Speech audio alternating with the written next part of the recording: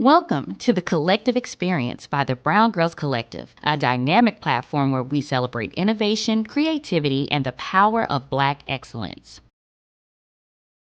Each episode, we sit down with change makers, visionary industry leaders, and groundbreaking entrepreneurs across the worlds of fashion, tech, education, business, and more. This is more than just an interview series. It is a space where stories are shared, wisdom is exchanged, and inspiration flows.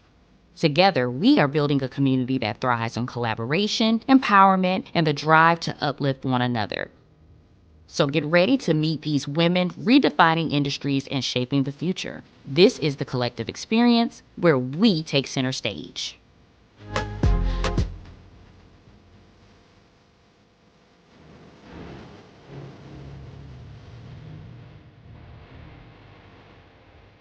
Hey Brown Girls, this is your girl Desiree. Today we have author and producer Stephanie Perry Moore from the Cool and the Strong TV series. So Stephanie, can you tell us a little bit about you? Absolutely. After I say hello everyone, and I'm so excited, Desiree, to be with you and your audience today. I'm an author and a dreamer. That is me. I have written 80 books. This is my newest series, the Magic Strong series, and it's a 5-book series. Most of my stuff is 5 books, and I just wanted to have television and film stuff since I was probably in elementary school, middle school, high school, and so finally getting a chance to have the dream realized here in South Carolina. I have to get you reading on your level. Is it all my fault? Is this my 4th school in 2 years? Not sure if bringing him here was the right idea. Will? I can't do this. Those are real students out there. And something's up. That teacher you've hired, is he from Mars? Are you ready to spark open your mind? Congratulations, girl. So I literally saw the 2 episodes. I loved them. Okay. You know, I'm a big kid, but I do feel like they resonate well with the older audience as well. Okay. So I did want to just ask you a few questions because I saw in a past interview where you talked about the education system and how you got introduced to writing. So could you just tell us a little bit about how you actually just kind of started writing? Absolutely. So again, with 80 books in print, the world knows me as an author, mostly for children and teen kind of books. YA stuff is if you Google me, see that stuff. I've got most of my 80 books in that space. Like probably 60 of my books are for kids and teens. But again, I always wanted to just think about my own upbringing, and I'm a product of educators. My father is a superintendent right now in Georgia in Liberty County, and my mother's a retired educator. I'm serving as well in the school system. She was a family and consumer science teacher. And so educators raised me, they believe in that, but you know, when you want to write or you have a dream, you like to not get in your own way. Well, for me, I was a writer, and I did get in my own way when I wasn't the best at the craft of writing growing up.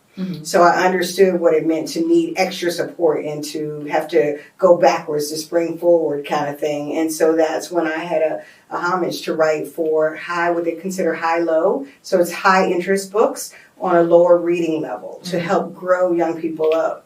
Major love to our sponsors for stepping in to make all of this happen. Special shout out to Out the Barns Entertainment and to Camera Guys Inc.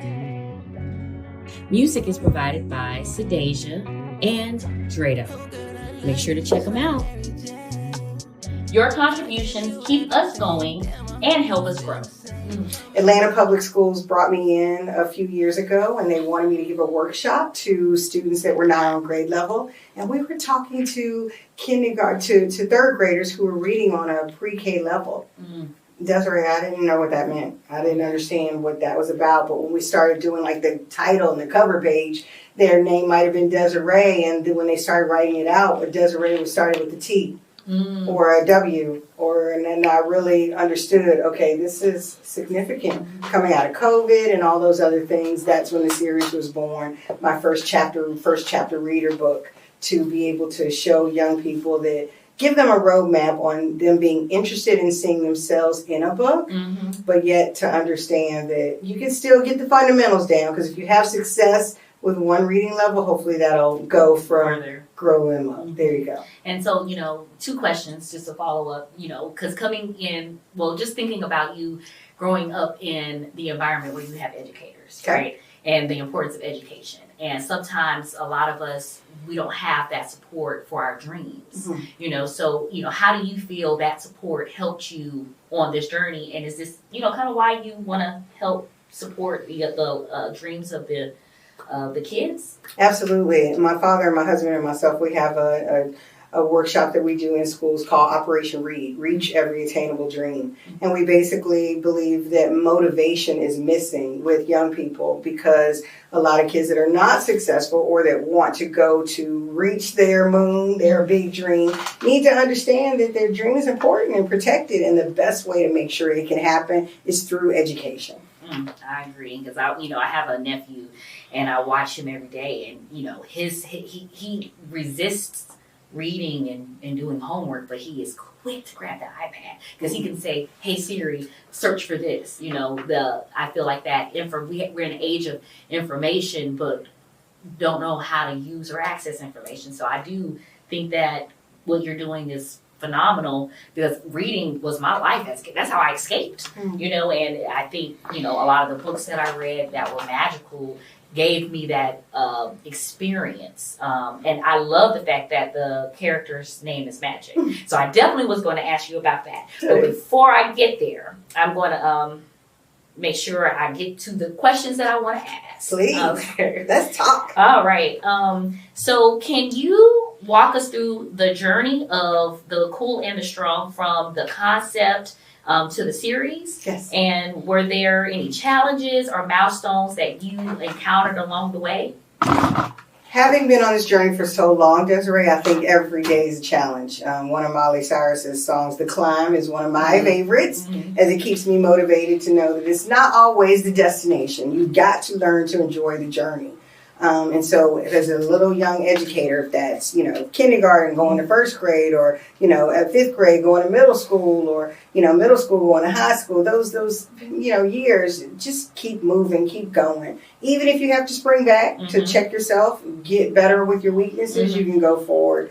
And so for me, it was moving to South Carolina and the husband working with Shane Beamer and the University of South Carolina Gamecocks, go Gamecocks. And so pretty excited that they started the Beamer Family Foundation. Coach Beamer and his precious wife, Emily, believe in education and came to Derek and myself to help them with that portion of their foundation. They're doing so much great work, but they knew we were also in the education space with my books and with all Derek has done as a character type coach, life coach for young athletes and athletes that are doing big things. That we put all that together.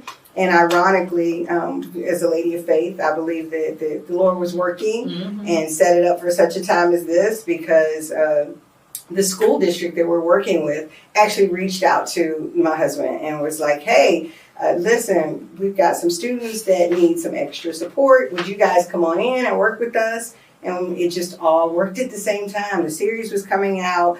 I never thought that my latest series would finally be the series that got me to a television show deal. But if you're a Gamecock fan, you know that Williams-Brice is right beside SCE-TV. And to be able to see that the two of them were right beside each other, we just went down that road and started having the conversations and got connected to the education department for SCE-TV with Dr. Bowman and Dr. Cook and Tabitha over there. And so off we went and was able to start some magic, pun intended for sure. See, two things caught me, because we talk about this a lot, you guys. So if you watch any of our previous episodes, then we always generally ask about setbacks and failures. Yes. And you said something beautiful. Because failures and setbacks, they're not really still failures and setbacks. You're supposed to learn from them. And I tell people all the time, when you go back, you have the experience that, a lot of times we're like, if we go back with the information that we know, we would change all of this. Well, that's exactly what's happening. You're just learning from the experience on what to do when you go back to that level the next time. So never failure and setbacks. And then also the power of asking, or you just talking, hey, you're here and this is here. Let's just go down this avenue and see what happens. Let's see what happens. Yeah. Of course, we can say you know, right? And then you can ask 15 more times and maybe push them to yes. That right there. Yes, yes. But yes, I love that for you, and I love the story that you're telling to the youth. Like I really love the story, and if you guys have not checked it out, you need to go check it out. And can you tell them where they can check it out? Absolutely. SCETV.org or PBS.org. Just Google The Cool and the Strong on both of those. It should pop up.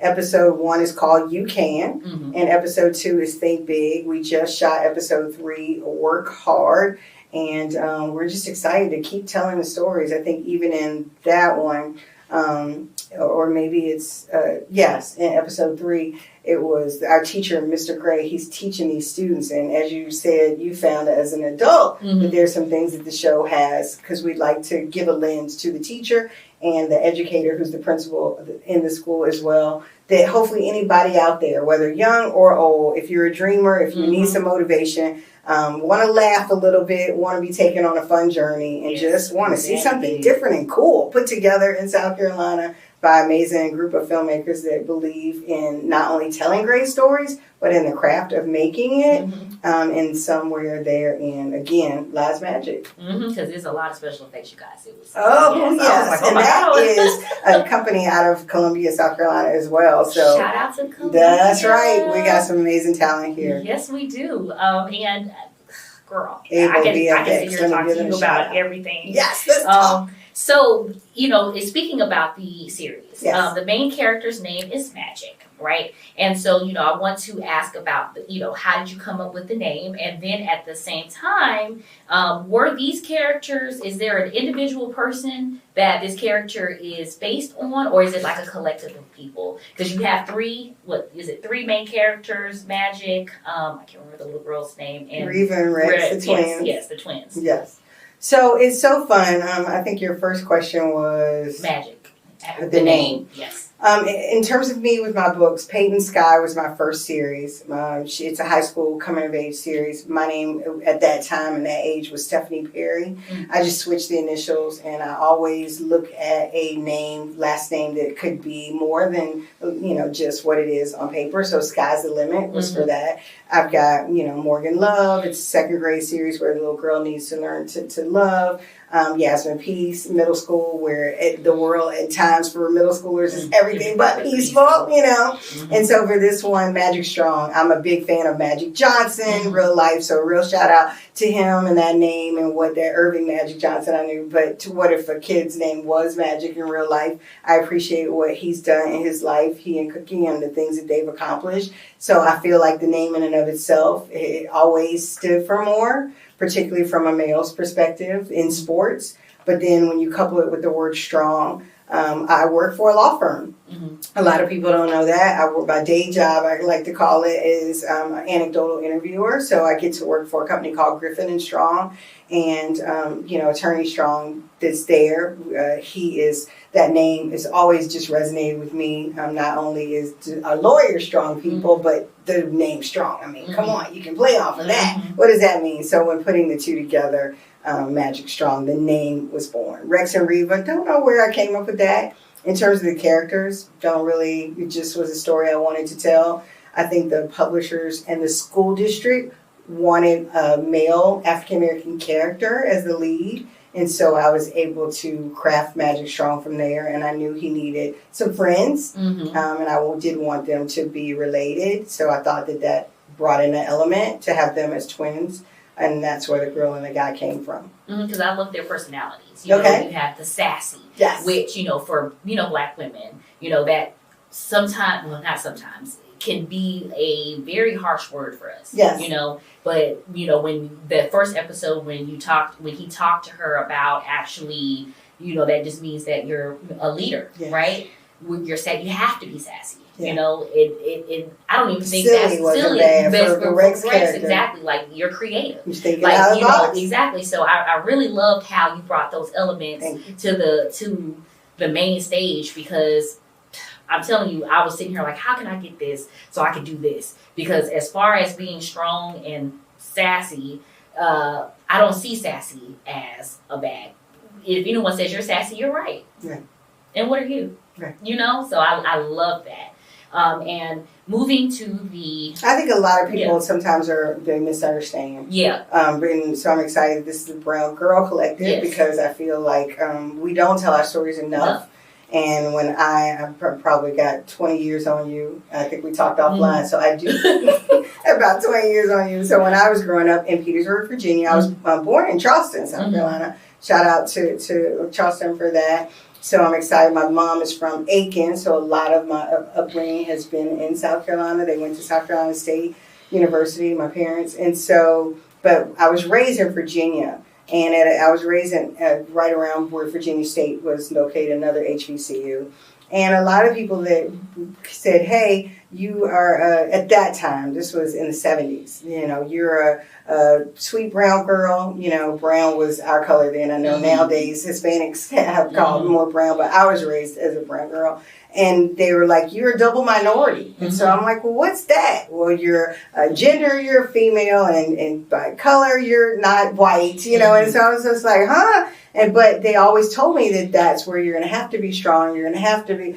But when you go and have life experiences, a lot of times people don't understand. I could be at a grocery store and I'm the first one there to get fish, but somebody else will walk up and they're not female, they're not me, and they'll take that person, and I've been standing here. And so we have to be strong. We have to be assertive. And it's 30 years to get my dream, and that's because I got my own way, but that's also because society didn't see the Shonda Rhimes of the world or the Ava DuVernays or the Oprahs of the world. And so I'm excited that we're able to, it doesn't matter with film. You can be in a room with a bunch of different people. As long as we love film and we love to tell it, whether you're silly, whether you're strong, whether you're sassy, whether you're sad, whether you're anything, you see the S words. I always love that. Stephanie, see the S words. But see, you also said more, so now I expect more. Wow. Like, when you talked about that, I was like, oh, I see more. Oh, more. So your name is exactly kind of what I don't know, did you pick that on purpose? So I married Amor. Yes. Yes, and so that's very fun. Perry is my maiden name, but everything that Tyler Perry has become, I think, in and of itself, that is now, in terms of the world of television and film, has made itself a creative space. Though my father is, as I mentioned, a superintendent, he went to South Carolina State for music. So he was a band director first. That was his entree. So I've always been around the people in the arts, and grew up that way. My mother introduced me to my first plays. I would watch, Fiddler on the Roof. I would go and always watch, Somewhere Over the Rainbow, which is... I'm going to say Kendrick Lamar. What am I talking about? Gosh, it's Wizard of Oz. I mean, exactly. So plays, Broadway is just my way of growing up. And so, yes, I like to, think outside the box with names, and I'm excited that I have one that does mean more. Behind the scenes, there's a lot of hard work that goes into this production, and we couldn't do it without our amazing sponsors, advertisers, and crew. So, in watching Cool and the Strong series, I kind of saw the Magic School Bus, and it was like a unique twist because you have a black male magic teacher instead of a white redhead cartoon, right? So this is like live action. How do you kind of feel about this comparison, and what ways do you believe that your series stands out on its own? I appreciate that. Well, I've never seen the Magic School Bus. I believe it. Yeah, so it's so fun that people say that, but I think that a lot of people in the world of arts always say there's no new idea. It's just a new way you want to maybe tell an idea. And so when you think and look at formulas and anybody out there wanting to create, what do you like watching? Why do you like watching it? And what's the new version of that you could sort of tell that makes it modern and cool and hip and those types of things. And so with the book series, it's only Mr. Gray, the teacher, and the 3 students. In the television show, it's different because the television show adds other characters. Like the janitor. The janitor, who happens to be my husband. Fun fact. My daughter, I have to give a shout out to her because she's the director of the series, and Sheldon Moore. So we're really proud of her too. But then Dr. Strong, the character who is the principal, and in speaking and being real educators in the school system, excited that the real principal of the school, to see Dr. Strong bring that character to life has been fun. And then the precious Miss Hill character. You know, our actress that plays her, Mary Rogers McMaster, she's just so amazing with how she brings that to life as well. A caring sort of character. Mm-hmm. So I think when you put all those elements together, we've been able to create something that people watching it just either they want to laugh or they want to be motivated or they want to have something that they can show to their students. And so we're excited that hopefully we can keep on doing this. Mm-hmm. We're gonna make sure of that. And as far as the character development and all the elements, right? When you're watching it, it doesn't look like it took a lot. Like you're seeing a finished product, right? So you don't know exactly what it took to make all of this come together. Yes. So how do you feel about that journey? Like, how do you feel that from the idea to it, you actually seeing that? Like, how does that make you feel? It feels like a dream come true. And to telling students when I go to speak that your dream is important, it can happen. For a long time, there's a lot of self-doubt there when you're trying and you hadn't made your own dream come true. But I was always able to stand in front of any student and say, don't quit.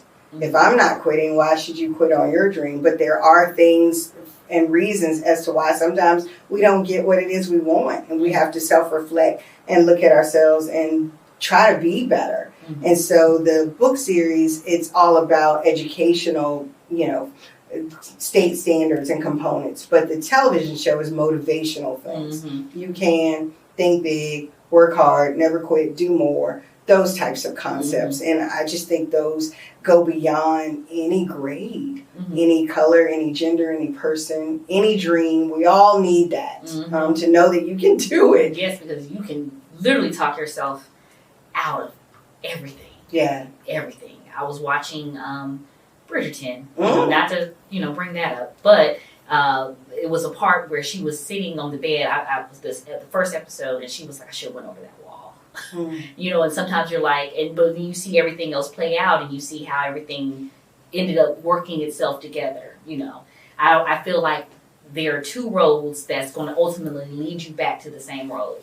You can just have two different experiences. Just how that experience brings you to where you're wanting to go at the end. But to kind of move forward a little bit, to talk about your dreams and realizing it. Was it when you got all those awards? And can you tell them what awards you've won so far and how you feel about that? Right. So right now we are nominated for a Southeast Emmy Award. And the awards ceremony is going to be in June 15th. I'm not sure when this is going to air, of 2024. And so, but we have won 5 Telly Awards. So we're very excited. 3 of them were silver and 2 of them are bronze. And from music to kids programming to lots of different things. So we're just excited. And then we're in 12 film festivals. So international as well as now. And we're waiting to hear from a few more of those. So, and not everyone we entered we were selected for. So it's still a great process. And in episode 3 of the show, the magic teacher is telling the students, Mr. Gray, he's telling them, hey, somebody was digging for gold 99 times and they walked away, and sometimes you hear the story on, and the next person that came and walked up, they dug, and guess what? They found the gold. Well, no, he tells the story. That person came back and they dug one more time and they found the gold. And so you don't know when it's going to happen. Will it be the first time you dig? Will it be the 1,000th time you dig? The point is, don't stop. Don't stop. Because if I feel like when we see visually, and this is the magic for me, when you see it visually, it's not really for anyone else. It's your vision, right? And visually you can see it. So if you visually can see it, it's there. You can reach it. But a lot of times we don't take that.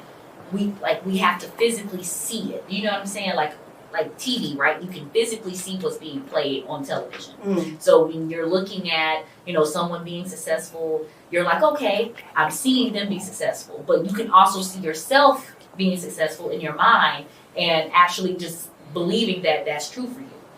I love that, Desiree, because I think with Operation Read, with the program we have, I did not realize how many young people don't have a dream.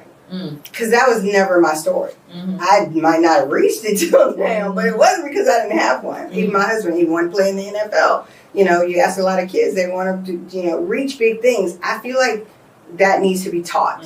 Have a dream so that you can go after it. We sit with a lot of ninth graders. That's the target grade that we do Operation Read with, because it's a pivotal year for when there's a lot of dropouts.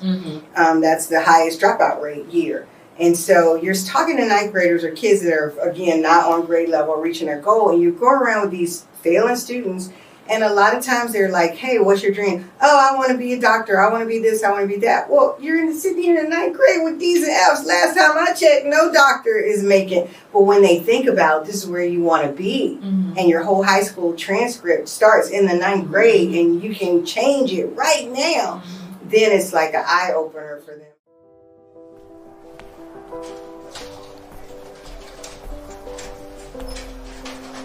I don't know how to say this, but Austin, I may be... Austin! Hey, did you hear about what happened? No, what?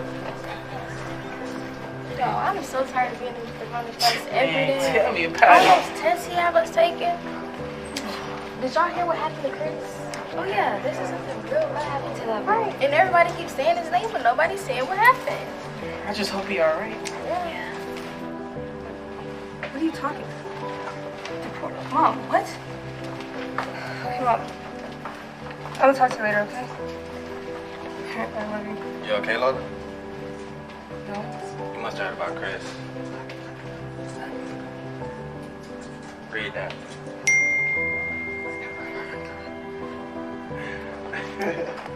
Drinking and driving is crazy. That's what you did. Really, girl? You're a jerk. You okay? I heard what happened. I don't want to hear nothing else about this crash. He gone. Damn, what we gotta talk about? Man, watch you go. Man, you better keep your hands off him. You pressed up to me, I ain't scared. Hey. Come on. Hey. Nah. Hey, break it up. Relax. Come here, something. Nah, that's enough. You three, let's go to ISS. The rest of y'all back to class. Let's go. Do anything. Come get them. Miss Smith, come get them. Let's go.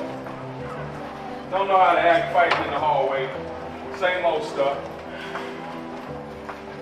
Have a seat. Hello, I'm your ISS teacher, Miss Smith. Man, you mean the school babysitter? Hey, don't be that way. I understand the long faces, but you guys could have been sent home today.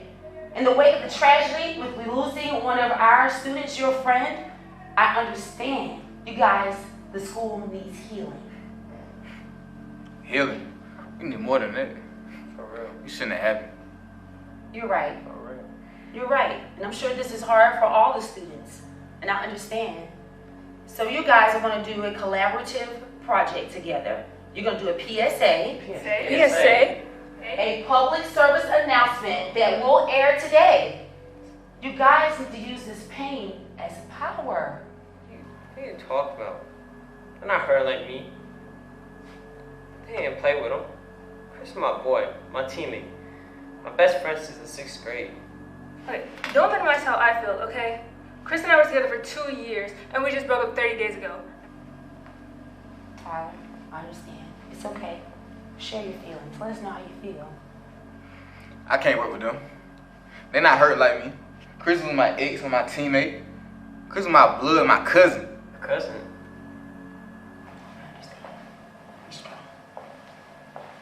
I didn't know Chris was your cousin. Sorry that I made such a big deal out of that show this morning. We straight? Yeah, we cool. Alright. Hey, you guys, I gotta go. I'll be back. Go ahead and get started on your PSA.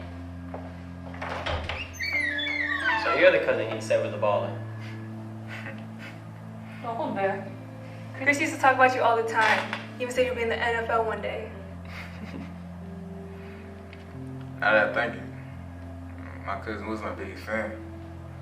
Y'all said this girl broke his heart. Y'all went together at Saints. Yeah. Oh, that was you. That's crazy. Austin, you're the teammate that helped him with his classes last semester, right? Yeah. We had a system. We would eat, then study, practice and study, weightlift and study. Now that I think about it, I don't understand why I was drinking and driving. I was on the phone with him when it happened. I tried to get him to pull over there. Boom.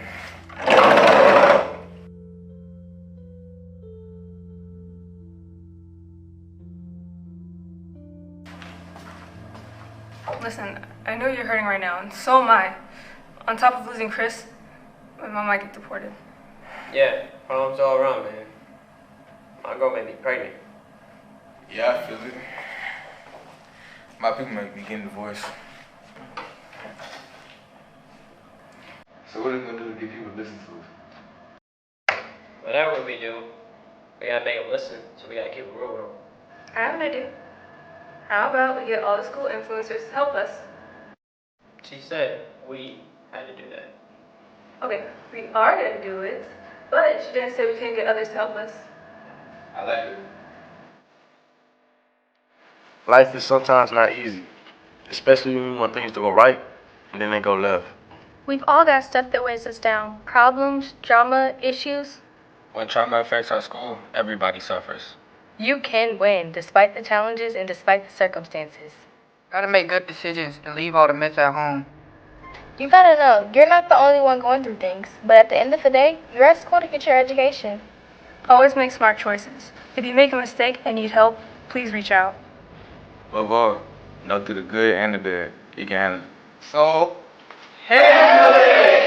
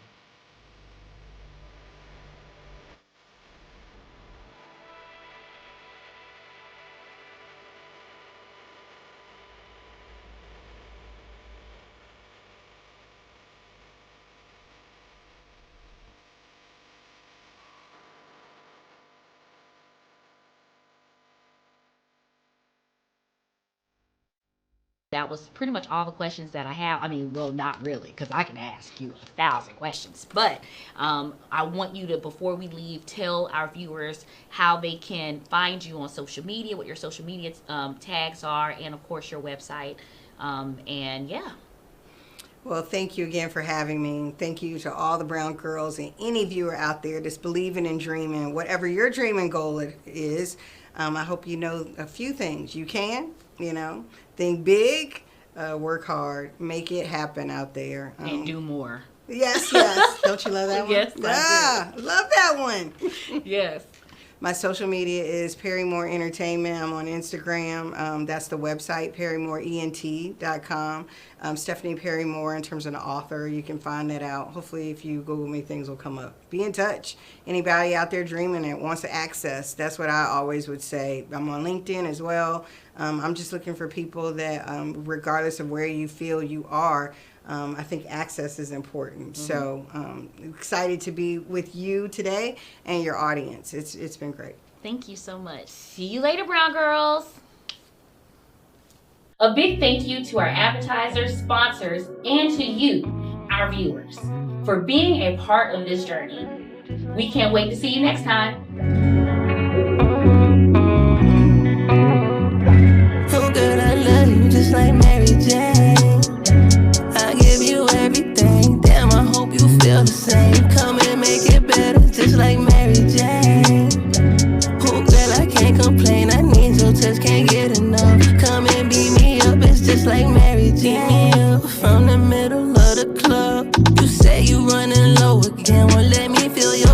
got some papers in my section and some sponsors in the tuck. She been calling me Split Daddy, baby. Please don't gas me up. You can keep your mask. I don't want time with that. Tryna know your heart by the time we start, baby. Ain't no hiding facts. Maybe if you with it, we can start a tab. Break down them walls, you can let me in. I can be your quarterback. Come up with our tape right on